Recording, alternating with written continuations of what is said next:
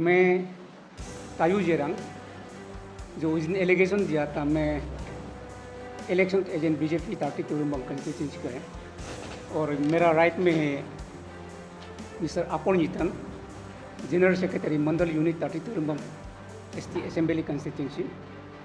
ये मेरा लेफ्ट में है मिस्टर हाबू ताली जो मोलम का जब इंसिडेंट हुआ था उसका पोलिंग एजेंट हैं, 2019 अप्रैल का पोलिंग एजेंट है। तो आप सभी को मैं एक चीज़ क्लियर करना चाहता हूँ कि उस दिन देखा तो प्रेस में बहुत हम लोग का और हमारा कैंडिडेट का ऊपर में बहुत एलिगेशन लगाया है। तो एक्चुअली जो एलिगेशन जो लोग दिया था वो जहाँ तक मेरा जानकारी है वो बेसलेस एलिगेशन था और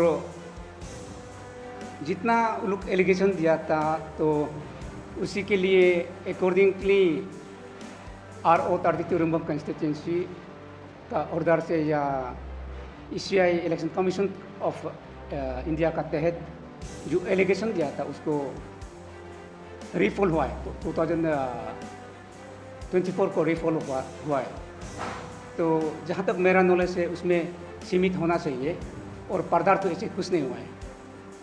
और एक चीज़ है जैसे बात का बात है योसिंग का उसमें भी बोर्ड कैप्चरिंग का एलिगेशन दिया है। जहाँ तक मेरा नॉलेज है योसिंग में भी ऐसे कुछ नहीं हुआ है, जो एलिगेशन दिया है वो रॉन्ग है। तो एक चीज़ है फिर फैमिली का बारे में जैसे एक सोन है सब चीज़ का कंसीलिंग कर अंदर में छुपा के रखा है, ऐसे कुछ एलिगेशन दिया था। 2-3 बीवी है बोल के।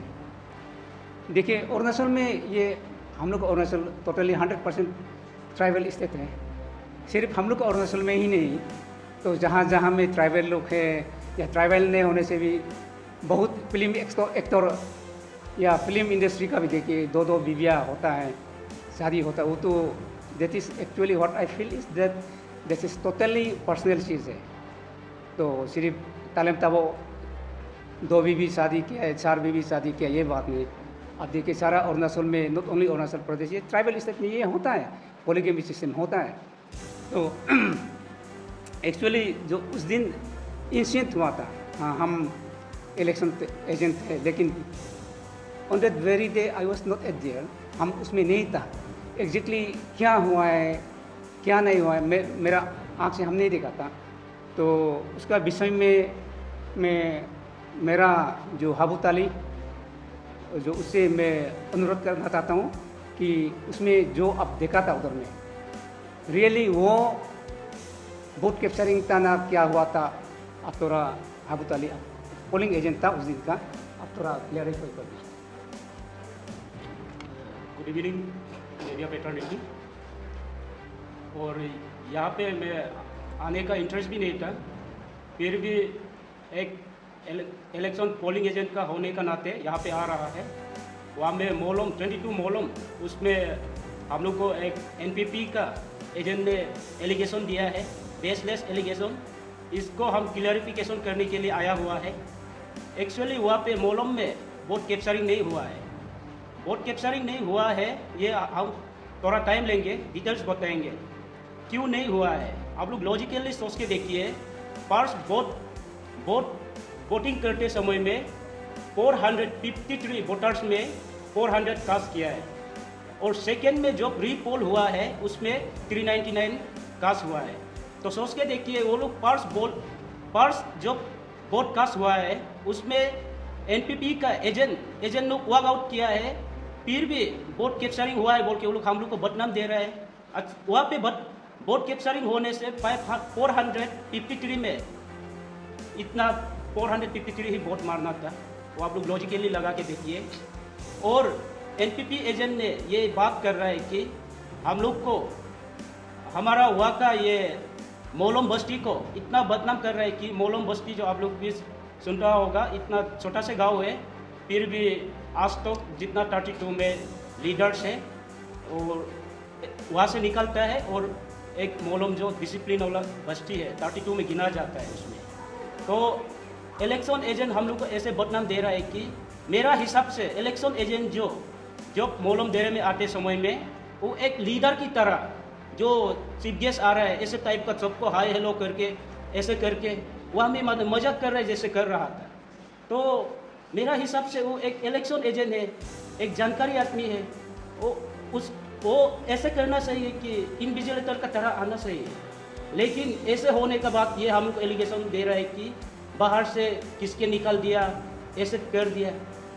अपना जगह में इतना सीनियर सिटीजन को कैसे ऐसे किसके निकालेगा, आप लोग भी लॉजिकली लगा के देखिए। और मोलम में पुलिस फोर्स नहीं था, ऐसे बात नहीं है, पुलिस फोर्स तो डिप्लॉय करके रखा था फर्स्ट वोटिंग में भी, तो ऐसे कैसे करने देगा। उसके बाद जब मोलम में स्मूथली हो रहा था, स्मूथली हम लोग वोटिंग हो रहा था, होते समय में इलेक्शन एजेंट आने के बाद मोलम में क्या हुआ है, कुछ 30 मिनट ऐसे 1 घंटा ऐसे होने के बाद इलेक्शन एजेंट ये एनपीपी इलेक्शन एजेंट आने के बाद क्या हुआ है, जो हम लोग का हुआ था पोलिंग एजेंट लोग एक एक करके फोन में बात करके वॉक आउट हो गया। तो हम लोग तो मालूम नहीं था, कि समझ में नहीं आ रहा था क्या हो रहा है क्या नहीं हो रहा है, हम लोग मालूम नहीं हो रहा था। तो भी हम लोग वोटिंग जो कंटिन्यू हो रहा था। तो बाद में देखा जाए तो रास्ता में जो हमारा मोलम रास्ता को ब्लॉकेज किया है, इतना बड़ा बड़ा ये लकड़ी 3 शर्ट गिरा के रखा है रास्ता में। तो इसलिए हम ये 32 और अरुणाचल के वासियों को हम यही बोलते हैं कि और आप लोग जानिए, मीन्स ऐसे झूठ मूठ का रॉन्ग एलिगेशन बेसलेस ये सब को विश्वास नहीं होना है, क्योंकि मोलम में ऐसे नहीं हुआ है, हम लोग को ऐसे बदनाम दे रहा है वो लोग। जब एनपीपी एजेंट आने के बाद ही ये सब हुआ है। अच्छा, क्यों वो लोग पेड़ काट के गिराया है। और मोलम में आप लोग देखिए, मोलम में ये जो वोट हुआ था और उसमें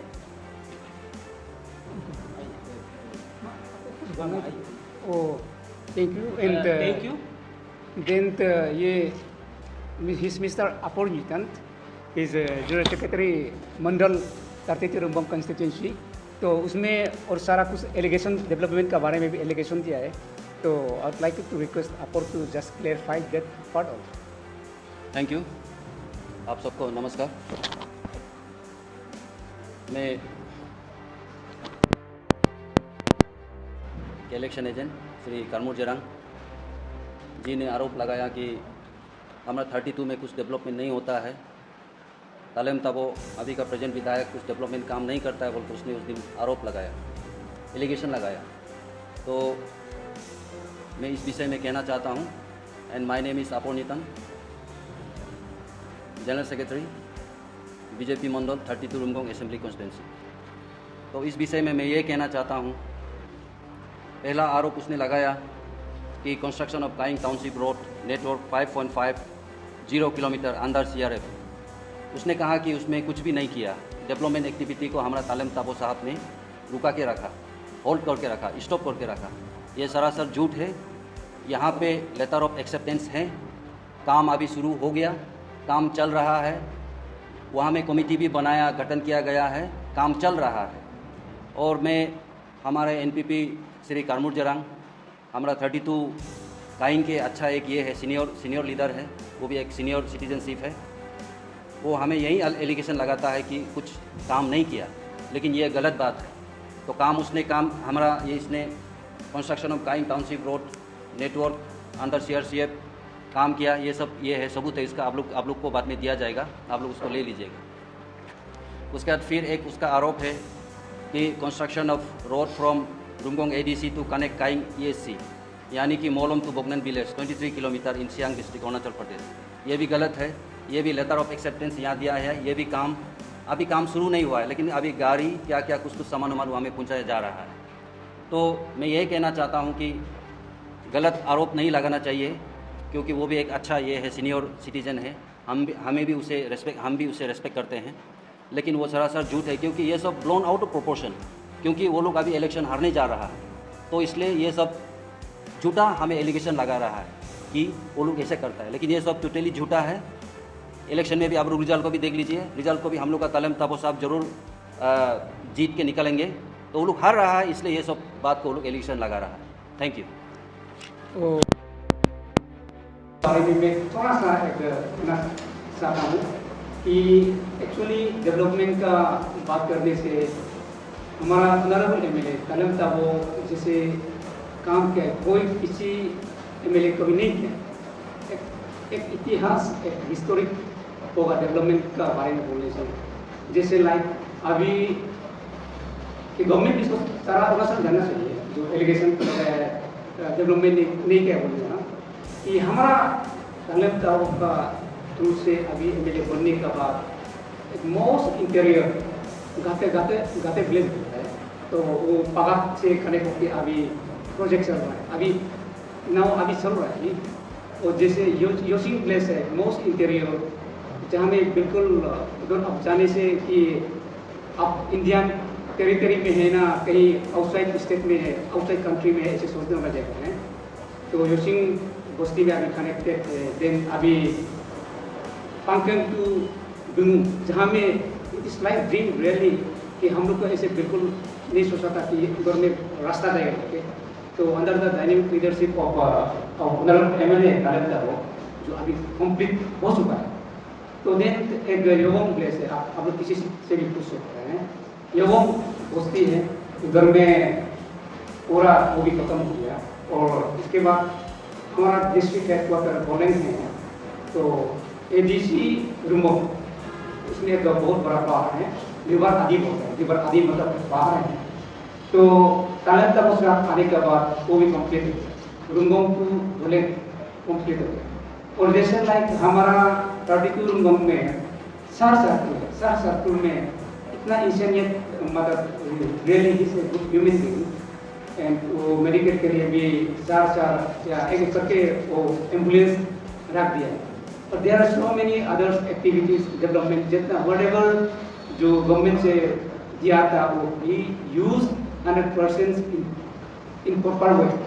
तो जो कोई भी डेवलपमेंट के बारे में वो डेवलपमेंट नहीं करता है बोलने का, ये सब तो हम लोग भी सोचना चाहिए, क्योंकि जो काम करता है उसको सब तारीफ करना है। अगर उस आदमी को तारीफ नहीं करेगा, आप अच्छा काम करता है, जैसे आप लोग मीडिया पाते हैं, आप लोग डेमोक्रेसी में अच्छा काम करता है, you are board state of democracy country, आपको मीडिया पाते अच्छा काम नहीं करता है बोल के उनका एलिगेशन देने से व्हाट यू विल फील, आप ऐसे सोच के देखते हैं।